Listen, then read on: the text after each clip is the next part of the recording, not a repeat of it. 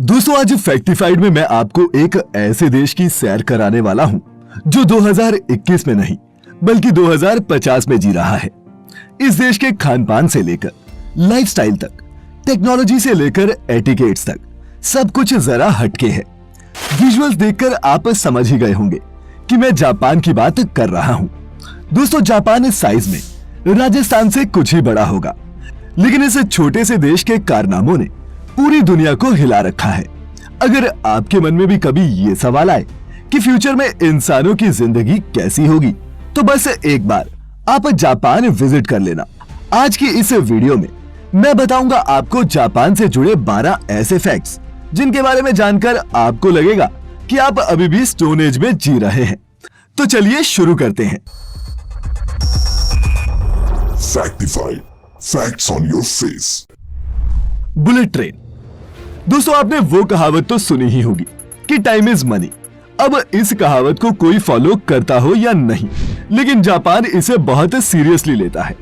इसीलिए तो जापान का ट्रांसपोर्ट सिस्टम दुनिया के बेस्ट ट्रांसपोर्ट सिस्टम में से एक है। अगर आप जापान में हैं, तो आपको ना तो घंटों बस का इंतजार करना पड़ेगा और ना ही ट्रैवलिंग में आपका टाइम वेस्ट होगा, क्योंकि जापान के पास बुलेट ट्रेन का ऐसा नेटवर्क है 240 से 320 किलोमीटर प्रति घंटे की रफ्तार से दौड़ती है। इसे यहाँ की लोकल भाषा में शिनकानसेन कहते हैं। जापान की ये ट्रेन हाईटेक फैसिलिटीज से लैस है। अब इस ट्रेन की सीटिंग को ही देख लीजिए। इन चेयर्स को आप आराम से मूव कर सकते हैं। ये ट्रेन जापान के दूसरे शहरों को इसकी राजधानी टोक्यो से जोड़ती है। और इस ट्रेन की सबसे बड़ी खासियत ये है कि ये कभी भी लेट नहीं होती। और दोस्तों आपको हैरानी होगी ये जानकर कि इतनी हाई स्पीड से चलने के बाद भी इस ट्रेन से कोई भी साउंड प्रोड्यूस नहीं होती। Land of robots. दोस्तों फ्यूचर पर बेस्ड फिल्मों में अक्सर आपने देखा होगा कि किस तरह आने वाले टाइम में रोबोट्स इंसानों की जगह होटल, रेस्टोरेंट्स और फैक्ट्रियों में काम करते नजर आएंगे। लेकिन जापान के लिए ये कोई फ्यूचर नहीं है बल्कि प्रेजेंट है, क्योंकि जापान के ज्यादातर सेक्टर्स में अब रोबोट इंसानों की जगह काम करने लगे हैं। फिर चाहे किसी होटल में रिसेप्शनिस्ट के तौर पर हो या फिर रेस्टोरेंट में वेटर की नौकरी, आपको यहाँ हर जगह रोबोट्स नजर आएंगे। मेडिकल और स्पेस सेक्टर में भी रोबोट्स ने अब काम करना शुरू कर दिया है। कोविड-19 के दौरान जापान के हॉस्पिटल्स में पेशेंट्स की देखभाल के लिए रोबोट स्टाफ भी रखा गया था, जो मरीजों के रूटीन चेकअप से लेकर उनकी देखभाल सब करता था। यही नहीं, जापान स्पेस में भी अपने रोबोट्स बेच चुका है। साल 2013 में ही जापान ने अपना पहला रोबोट एस्ट्रोनॉट स्पेस में भेज दिया था, जिसका नाम किरोबो था। भूकंप के दौरान भी लोगों को ढूंढने और उनकी जान बचाने के लिए जापान में रोबोट्स का बहुत इस्तेमाल किया जाता है। No fat Japanese. दोस्तों क्या ये हैरानी की बात नहीं कि भारी भरकम सुमो रेसलर्स वाले इस देश के लोग बहुत ही स्लिम ट्रिम होते हैं। पर क्या आप जानते हैं कि इसका कारण क्या है? क्यों जापान के लोग इतने पतले होते हैं? तो इसकी वजह है जापान का खाना और खाने के नियम। दरअसल जापानी लोगों की डाइट वेस्टर्न डाइट से बिल्कुल अलग होती है। यहाँ के लोग तला भुना या फिर ऑयली खाना पसंद नहीं करते और ना ही इनकी डाइट में कोई डेयरी प्रोडक्ट शामिल है। यही नहीं, चिकन, मटन और बीफ की जगह यहाँ सी फूड ज्यादा खाया जाता है, जिसमें प्रोटीन और ओमेगा 3 फैटी एसिड्स अच्छी मात्रा में होते हैं। जापानी सरकार ने तो अपने सरकारी कर्मचारियों के लिए कानून भी बना रखे हैं। जापान के मेटाबो लॉ के मुताबिक 40 साल से ज्यादा उम्र के पुरुषों की कमर 33.5 इंच से ज्यादा और औरतों की 35.4 इंच से ज्यादा नहीं होनी चाहिए। और ये स्केल यहाँ के सरकारी कर्मचारियों का मोटापा कंट्रोल में रखने के लिए रखा गया है। और दोस्तों जापान से unique secret for a longer and happy life उनके लाइफस्टाइल में ही छिपा है।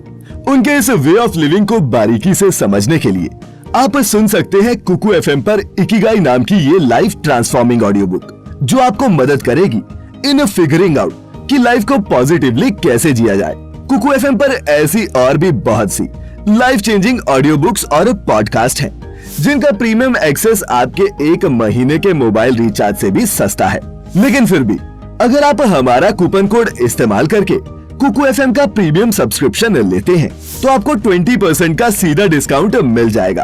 और अगर आप यही सब्सक्रिप्शन 17 से 19 सितंबर के बीच लेते हैं, तो आपको मिल सकता है 50% का डिस्काउंट। दोस्तों सारी डिटेल्स आपको डिस्क्रिप्शन बॉक्स में मिल जाएंगी।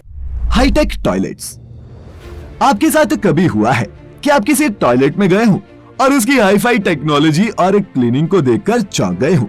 अब हमारे देश में ये अभी होना तो मुश्किल है, लेकिन अगर आप जापान में हैं तो यकीनन आपके साथ ऐसा हो सकता है।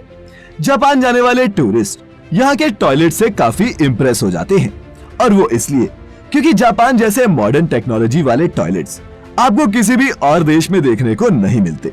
इन टॉयलेट्स में क्लीनिंग फैसिलिटी के साथ साथ seat heater, blood pressure, weight और यूरिन चेकर फैसिलिटी तक मौजूद होती है। इसके अलावा जापानी महिलाएं काफी शर्मीली होती हैं, जो फ्लश साउंड को कवर करते हैं। इसीलिए वुमेन टॉयलेट्स में नॉइज डिवाइसेस लगे होते हैं जो फ्लश साउंड्स को कवर करने का काम करते हैं। Automatic bicycle parking. दोस्तों जापान में जितने लोग नहीं हैं, उससे कहीं ज्यादा साइकिल्स हैं, और एक एस्टिमेट के मुताबिक यहाँ 8 करोड़ से भी ज्यादा साइकिल्स हैं। अब इतनी साइकिल्स हैं तो उन्हें पार्क करने के लिए जगह भी तो चाहिए ना। इसका भी यहाँ बड़ा ही हाईटेक सॉल्यूशन है। यह है जापान की ऑटोमेटिक अंडरग्राउंड पार्किंग। यहाँ साइकिल पार्क करने के लिए लोग मैग्नेटिक कार्ड्स का इस्तेमाल करते हैं। कोड स्कैन होने के बाद ऑटोमेटिक लिफ्ट साइकिल को अपने आप पार्किंग एरिया में ले जाती है और उसे खाली स्पेस में पार्क कर देती है। साइकिल को रिट्रीव करना भी उतना ही आसान है जितना उसे जमा करना। वहीं दोस्तों जहां दूसरे देशों में कार खरीदने के लिए आपके पास सिर्फ बैंक बैलेंस होना चाहिए, वहीं जापान में कार खरीदने से पहले पार्किंग सर्टिफिकेट बनाना पड़ता है। जी हाँ, दरअसल स्पेस कम होने की वजह से जापान में बहुत कम पार्किंग एरियाज हैं, और ये सर्टिफिकेट सबूत होता है कि कस्टमर के पास पार्किंग की जगह है, और अगर ये नहीं है तो आप यहाँ गाड़ी लेने की सोच भी नहीं सकते। Capsule hotel. दोस्तों जापान के कैप्सूल होटल इस देश की टेक्नोलॉजी और फ्यूचरिस्टिक सोच का एक बहुत अच्छा एग्जाम्पल है। ट्रेन मिस हो जाए, या फिर किसी महंगे होटल में रहने के पैसे ना हो, या फिर सिर्फ कुछ घंटे झपकी मारने का ही मन हो, जापान में हो तो इन कैप्सूल होटल में जरूर जाएं। किसी कैप्सूल की तरह दिखने वाले इन होटल्स में सिर्फ बेडरूम स्पेस होता है, लेकिन ये सभी मॉडर्न फैसिलिटीज से लैस होते हैं।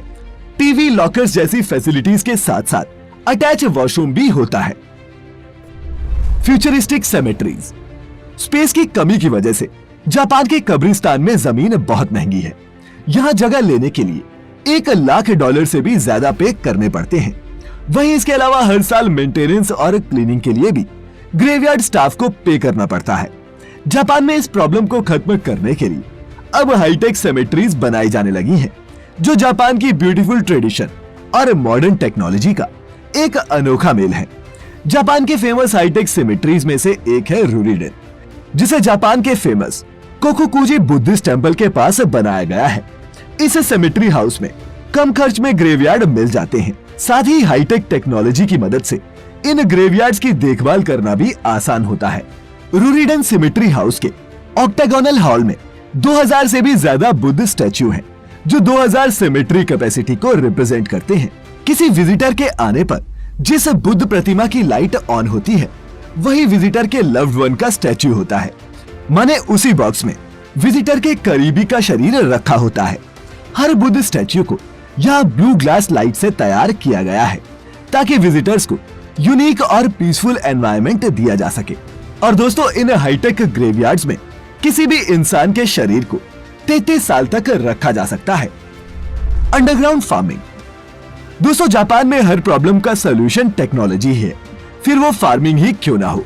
चूंकि जापान का लैंडमास बहुत कम है, जापान अपनी अनयूज्ड टनल्स और सबवे का इस्तेमाल भी फार्मिंग के लिए करता है। क्या आपको यकीन होगा कि जापान के मार्केट में मिलने वाली ये एक्सपेंसिव और हेल्दी वेजीज यहाँ की टनल्स और अंडरग्राउंड एरियाज में उगाई जाती हैं। 2015 में जापान के मेट्रो डिपार्टमेंट ने अपने सबवे टनल्स में वेजीज उगाने का इनिशिएटिव लिया था, और अब ये फॉर्मूला पूरे जापान में अपनाया जाने लगा है। जापान टेक्नोलॉजी की मदद से बिना मिट्टी और कम पानी के साथ फल और सब्जियां उगाता है। जापान के अर्बन एरियाज में बहुत सारी एग्रीकल्चर कंपनीज हैं, जो बिल्डिंग्स और अंडरग्राउंड एरियाज में फल और सब्जियां उगाने का काम करती हैं। अब सोचिए अगर ऐसा कुछ हमारे देश में हो जाए तो। Unique fruits and wages. अब जापानीज एग्रीकल्चर की बात हो और हम यहाँ के अजीबोगरीब दिखने वाले फल और सब्जियों की बात ना करें, ऐसा कैसे हो सकता है। जापान के क्यूब शेप्ड वाटरमेलन्स तो आपने भी देखे होंगे, लेकिन क्या आप जानते हैं कि जापानी इन क्यूब शेप वाटरमेलन्स को कैसे उगाते हैं? अगर आपको लगता है कि इसके लिए ये जापानी कोई केमिकल फॉर्मूले का इस्तेमाल करते हैं, तो आप दोस्तों गलत हैं। जापान के लोग ये वाटरमेलन्स को क्यूब शेप देने के लिए क्यूब मेटल बॉक्सेस का इस्तेमाल करते हैं, जो फार्मिंग के दौरान इन वाटरमेलन्स को ये शेप दे देते हैं। इस फॉर्मूले को 1978 में जापान के एक ग्राफिक डिजाइनर टोमोयुकी ओनो ने इन्वेंट किया था और अब इस फॉर्मूले के दम पर यहाँ के फार्मर क्यूबिक शेप वाटरमेलन्स को रेगुलर वाटरमेलन से 3 से 4 गुना ज्यादा दामों पर बेचा जाता है। Digital girlfriends. दोस्तों, बिजी लाइफ की वजह से जापान के लड़के शादी या फिर रिलेशनशिप में आना पसंद नहीं करते और ऐसे लड़कों के बीच जापान में डिजिटल गर्लफ्रेंड काफी पॉपुलर है। लव प्लस नाम की एक जापानी कंपनी यहाँ के मर्दों को ये सर्विस देती है। ये वर्चुअल गर्लफ्रेंड एक एनिमी कैरेक्टर होता है जो हर तरह के इमोशन को समझती है। यहाँ तक कि इनमें रोमांटिक फीचर्स भी एडेड होते हैं, जिनकी वजह से इन डिजिटल गर्लफ्रेंड्स की डिमांड और भी ज्यादा बढ़ रही है। जापानी आदमी इन वर्चुअल गर्लफ्रेंड्स को डेट करते हैं और ट्रिप पर भी लेकर जाते हैं, जहां इनकी गर्लफ्रेंड तो वर्चुअल होती है, लेकिन इनका खर्चा रियल होता है। Cleanest country Japan. दोस्तों, जापान अपने नियम कानूनों को लेकर बहुत ज्यादा स्ट्रिक्ट है। कूड़े का डब्बा भर जाने के बाद अक्सर आप उसे अपने घर के बाहर रख देते हैं, ये सोचकर कि जब कूड़ा उठाने वाली गाड़ी आएगी वो अपने आप ये कूड़ा ले लेंगे। लेकिन जापान में ऐसा करना जुर्म है। जापान में आप गाड़ी के आने से पहले कूड़ा बाहर नहीं रख सकते। अगर कोई ऐसा करता है तो उसे फाइन भरना ही पड़ता है। इसके अलावा साफ सफाई की अहमियत बचपन से ही स्कूलों में किसी सब्जेक्ट की तरह पढ़ाई जाती है। आपको जानकर हैरानी होगी कि जापान के स्कूल्स की सफाई कोई सफाई कर्मचारी नहीं, बल्कि यहाँ पढ़ने वाले बच्चे खुद करते हैं। Futuristic museum. दोस्तों, हम जब भी किसी म्यूजियम में जाते हैं तो हमें वहाँ या तो हिस्टोरिकल चीजें देखने को मिलती हैं या फिर साइंटिफिक। लेकिन क्या हो अगर आप किसी म्यूजियम में जाएं और आपको वहाँ हिस्ट्री नहीं बल्कि फ्यूचर की दुनिया देखने को मिले। अब दुनिया के किसी और देश में ये होना पॉसिबल हो या नहीं, लेकिन अगर आप जापान में हैं तो ये बिल्कुल पॉसिबल है। जापान का मिराइकन म्यूजियम ह्यूमन इंजीनियरिंग और इनोवेशन का नेक्स्ट लेवल है। इस म्यूजियम में ह्यूमन स्टाफ से कहीं ज्यादा रोबोट स्टाफ है और यहाँ एंट्री गेट पर मौजूद गार्ड से लेकर टूर गाइड तक सब रोबोट हैं। म्यूजियम में हर सर्विस मशीनों के जरिए ही ऑपरेट होती है। म्यूजियम में लेटेस्ट जापानीज इनोवेशन से लेकर वर्ल्ड साइंस के इनक्रेडिबल रिसर्च तक सबके सब शोकेस किए गए हैं। दोस्तों, ये सब देखकर क्या आपको नहीं लगता कि ये देश 2021 में नहीं बल्कि 2050 में जी रहा है? आप क्या सोचते हैं? नीचे कमेंट्स में हमारे साथ जरूर शेयर करें। मैं फिर लेकर आऊंगा ऐसी ही एक और मजेदार और इंफॉर्मेटिव वीडियो। तब तक खुश रहें, अपना अपने चाहने वालों का ख्याल रखें और वीडियो पूरी देखने के लिए आपका बहुत बहुत शुक्रिया।